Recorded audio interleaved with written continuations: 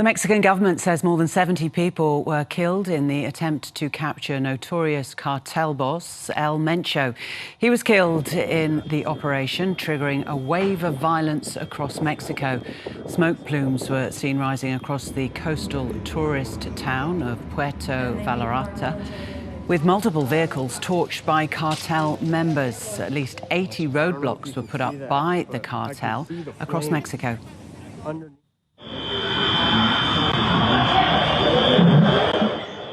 Well, chaos gripped Puerto Vallarta's airport as smoke billowed from vehicles outside. 25 National Guard were killed in 6 separate retaliatory attacks, as well as over 30 gang members. También vamos.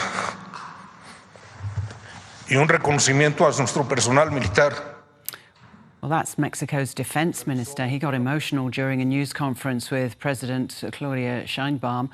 He honored the soldiers killed in the operation. First, I would like to offer my condolences to the families of our colleagues who lost their lives.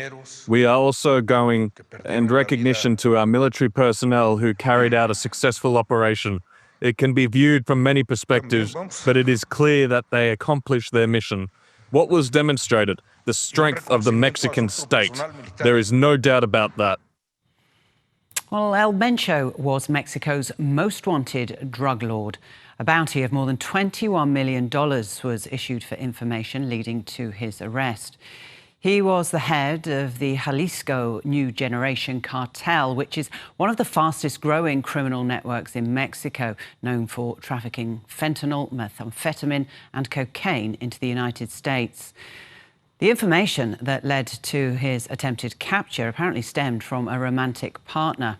Mexican ground forces encircled a facility in the Tapalpa area after a shootout. The wounded cartel leader fled to a nearby wooded area. He was located by Mexican security forces and he died on his way to a medical facility.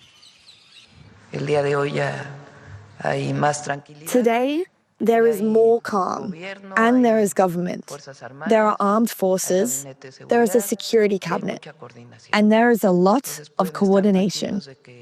So you can rest assured that peace, security, and normality in the country are being safeguarded.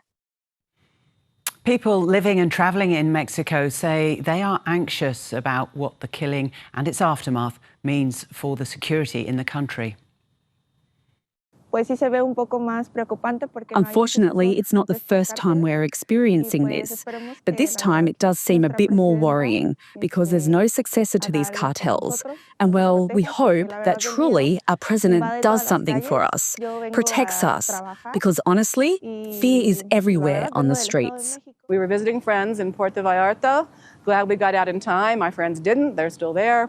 I think the violence is horrible, but the cartels are horrible. And I think fighting them, if you have to fight them, you have to fight them to get rid of them. I think in the area that we've been in, this is very unusual.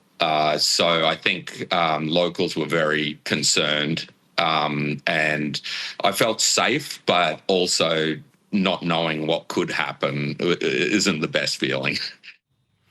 Well, Australians in Mexico are being urged to exercise a high degree of caution and to continually monitor DFAT and Smart Traveller for updates.